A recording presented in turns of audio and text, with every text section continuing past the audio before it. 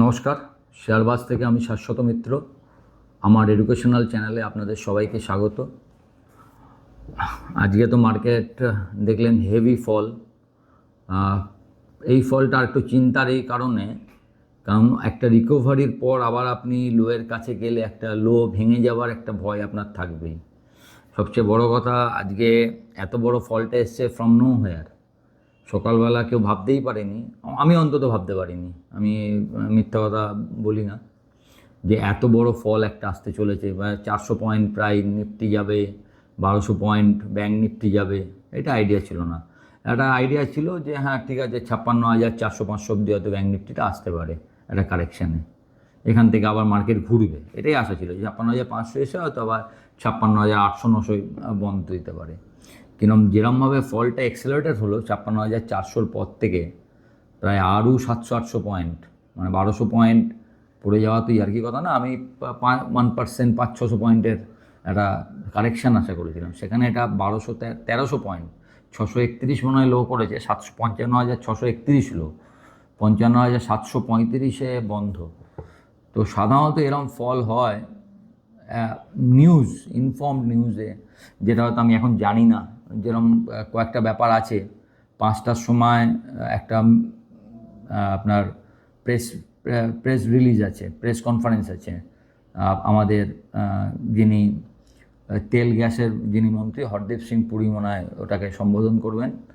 তো ওই মিটিংয়ে কিছু বলবে কি না, কোনো রকম কিছু হচ্ছে কি না, কী ধরনের নিউজ আছে।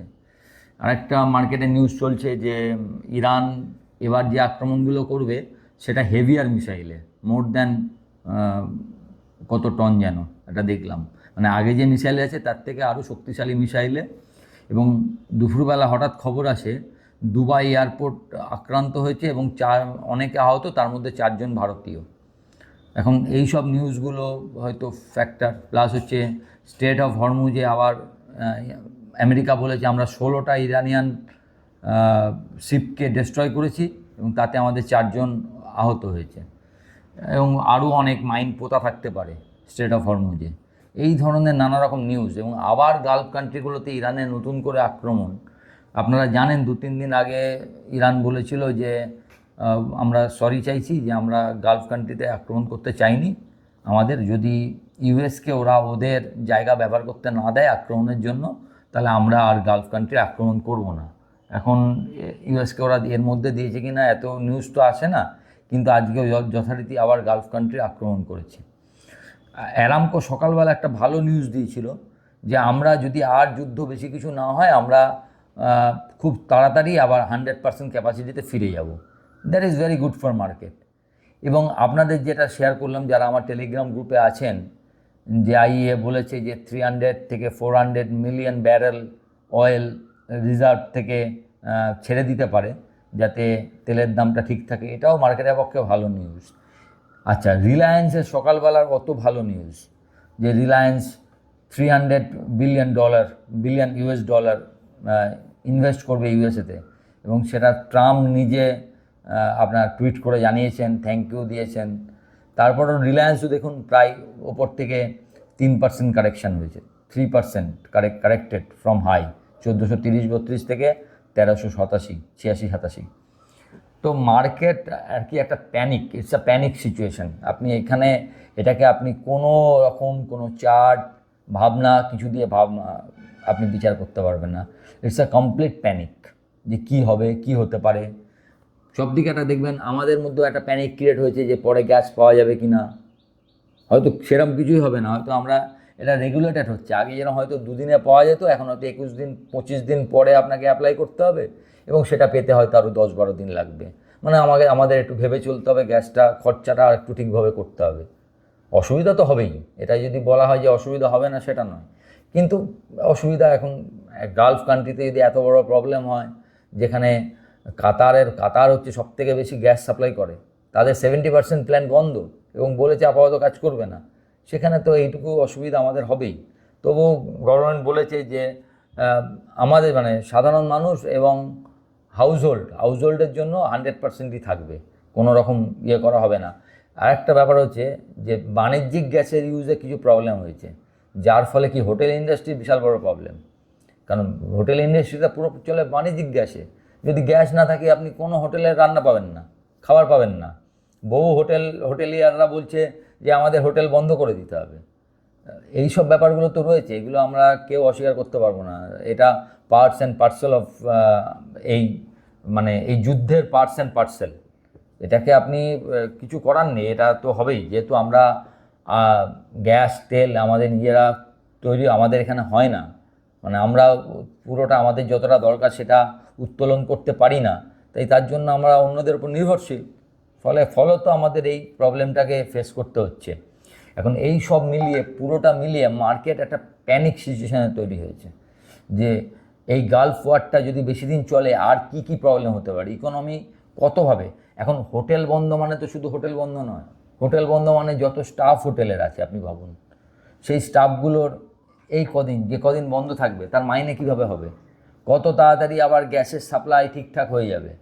এই যে আপনি জানবেন মার্কেট সবসময়, আপনি একটা বলে দিন যে 15 দিন মধ্যে সব ঠিক হয়ে যাবে, আপনি দেখবেন মার্কেট এখান থেকে ফট করে বেড়ে যাবে। কারণ ফরওয়ার্ড ট্রেডিং মার্কেট পছন্দ করে না অনিশ্চয়তা। এখন আপনি পুরোটাই অনিশ্চয়তার মধ্যে, কবে কি হবে, কবে হোটেল আবার চালু হবে, যদি বন্ধ হয় গ্যাস সাপ্লাই কি হবে, নানা রকম অনিশ্চয়তার মধ্যে রয়েছে। সবচেয়ে আরেকটা বড় ব্যাপার হচ্ছে এখনও ক্রুড নিয়ে গভর্নমেন্ট কিছু জানায়নি, সেটা বিকেল, এটা নিয়ে হয়তো মার্কেট ভয় পেয়েছে। 5টার যখন যে প্রেস কনফারেন্স হবে, এটা কি তেল ফেল নিয়েও কিছু বলবে গভর্নমেন্ট? আমি গত 2 দিন আগেই দেখছিলাম যে বহু জায়গায় আপনার, আমি যেখানে থাকি সেই জায়গায় কোনো প্রবলেম নেই, দিল্লি রোডের ওপর খুব একটা প্রবলেম দেখিনি, কিন্তু লোকালয়ের ভেতরে অনেক পেট্রোল পাম্পে প্রচুর গাড়ি দাঁড়িয়ে আছে। তারা ভাবছে, অনেকে বলাবলি করছে পরে তেল পাওয়া যাবে কি না। মানে এটা স্বাভাবিক, আমাদের মধ্যে তো একটা উৎকণ্ঠা থাকবেই। এই উৎকণ্ঠাটা কি করে অনেক সময় মানে সব কিছুর জন্য খারাপ, কারণ আমরা যদি মজুত করি সেক্ষেত্রে একটু প্রবলেম হতে পারে। কিন্তু সবাই বলবে আমরা তো এই মুহূর্তে সবাই ভয় পাচ্ছে, কারণ ক্ল্যারিটি নেই। তাই জন্য আজকের মিটিংয়ের পর যদি ক্ল্যারিটি আসে না, গভর্নমেন্ট যদি জানায় না কোনো চিন্তা নেই, এতদিনের আমার আছে, আপনাদের কোনো টেনশন নেই, আমার মনে হয় মার্কেট অনেকটা নিশ্চিন্ত হবে। এটা অনিশ্চয়তার ক্রিয়েট হয়েছে ফুল মার্কেটে। সবাই ভাবছে যে কত দূর কী হবে, এই যুদ্ধটা কিভাবে কমবে। হেভিয়ার মিসাইল ইউজ করবে বলছে ইরান, তাহলে ক্ষয়ক্ষতি যদি বেশি হয়, আবার যদি তেল বা গ্যাসের যেগুলো বা ওয়াটার ডিস্টিলেশন প্ল্যান্টে যদি আবার আক্রমণ হয়, মানে ইনফ্রাস্ট্রাকচারের ওপর যদি আক্রমণ হয়, যুদ্ধটা কোন দিকে যাবে, এই নিয়ে পুরো একটা ধোঁয়াশা সৃষ্টি হয়েছে। আমার মনে হয় সেই ধোঁয়াশাটাই আজকে আপনি মার্কেটে দেখলেন। আশা করা যায় আজকে রাত্রে যদি সেরম কিছু না ঘটে এবং আমাদের যদি পেট্রোলিয়াম নিয়ে যে বৈঠক আছে সেটা যদি মোটামুটি ভালো ক্ল্যারিটির সঙ্গে হয় এবং সেটাই যদি মানুষ মোটামুটি বুঝতে পারে কি হতে চলেছে, একটা রোড ম্যাপ যদি ক্লিয়ার হয়, আপনি জানেন এটা এই হবে এই ঘটনা, তাহলে আপনার দেখবেন অতটা টেনশন নেই। গভর্নমেন্ট যেরম বলেছে, মানে আমি ভাবি যে এইগুলো যদি আরটু বলে দিত সেটা সুবিধা হতো। তো গভর্নমেন্টের পক্ষেও বলা কঠিন, এত বড় দেশ, এত ছোটো জায়গায়, যে আপনি যেরকম 25 দিন পরে অ্যাপ্লাই করতে পারছেন, অ্যাপ্লাই করলে ম্যাক্সিমাম এতদিন লাগবে আপনার গ্যাসটা ডেলিভার হতে। এটা যদি আপনি জানতেন, আপনার দেখবেন আর একটু আপনি শান্তি পেতেন। এই যে ক্ল্যারিটি, এখন সেই ক্ল্যারিটি মানুষ মার্কেটেও তাই, কিছুই বুঝতে পারছে না কালকে কি ঘটবে। আজকে ভালো আছে, কালকে কি ভালো থাকবে? ট্রাম্প এর মধ্যে একরকম হুমকি দিচ্ছেন, ইরান কোনোভাবেই বাগে আসবার কোনো চেষ্টা করছে না, তার মধ্যে বিভিন্ন ওয়েবসাইট বিভিন্ন ফেক নিউজ চালাচ্ছে, কোথাও বলছে মোসাদের চিফ মারা গেছেন, কোথাও বলছে বেঞ্জামিন নেতানিয়াহু মারা গেছেন, এরকম নানা রকম। যদিও বেঞ্জামিন নেতানিয়াহু গত পরশু দিনই সর্বসমক্ষে এসেছিলেন, আমি সেটা কথা বলছি না, বলছি এই যে নিউজ, সবাই তো আর এত কিছু চেক করতে পারে না, ফলে একটা খুব বেশি কী বলবো, একটা অনিশ্চয়তার ক্রিয়েট হয়েছে, অনিশ্চয়তার বাতাবরণ, সেটা থেকে মার্কেট মনে হয় এই ফলটা। সুতরাং আপাতত আপনাদের কী করবেন এই অবস্থায়? ট্রেড থেকে দূরে থাকুন আপাতত ফর দ্য টাইম বিইং, কারণ আপনি যাই ট্রেড করতে যাবেন, সবচেয়ে বড় কথা হচ্ছে ইয়েটা বড় হয়ে গেছে, দায়রাটা বড় হয়ে গেছে, আপনার স্টপ লসটা অনেক বেশি হবে, এই একটা বড়। সেকেন্ডলি হচ্ছে যে কোনো দিক আপনি প্লাসে করুন বা মাইনাসে, সব দিকে আপনার রিস্ক অনেক বেশি। সুতরাং এবং সবচেয়ে বড় কথা, যদিও বা করেন একদম কম কোয়ান্টিটি নিয়ে করুন, যাতে প্রবলেমটা কম হয়। আর আমাদের ইনভেস্টার যারা, তারা আপাতত আর একটা খুলবেন না, কি করবেন? কদিন নেয় আপনি, আপনার যদি একটা বাড়িতে এফডি থাকে আপনি রোজ খুলে দেখেন, এটা নেই। আর টেনশান হলে অ্যাপ খোলা একটু বন্ধ রাখুন, কারণ এই মার্কেটে দামটা কোনো কিছুর ওপর নিশ্চয়তা করছে না, শুধুমাত্র প্যানিক। এখন প্যানিক সেট করছে দাম।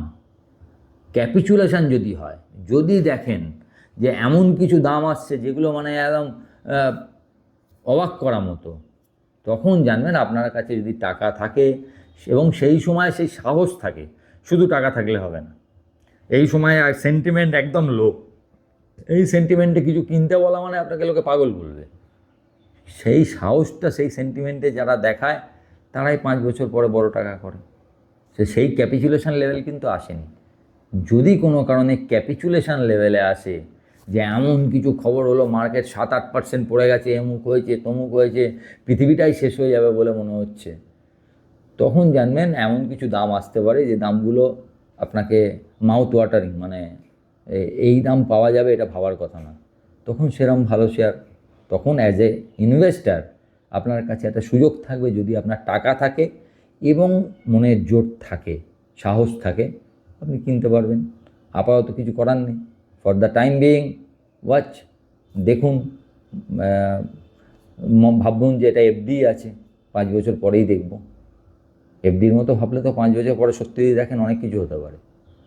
যাই হোক, ভালো থাকবেন, টেনশন বেশি করবেন না। এই মার্কেটে বেশি কিছু বলে লাভ নেই, খবরটা কি হয় আগে দেখা যাক। যদি খবর কিছু নিউজ পাই কেন এত কিছু হলো, পরবর্তীকালে যদি সারা বিকেলের মধ্যে হয়, চেষ্টা করব যারা আমার টেলিগ্রাম চ্যানেলে আছেন তাদেরকে আমি সেটাকে আপডেট করবার। ভালো থাকবেন, নমস্কার।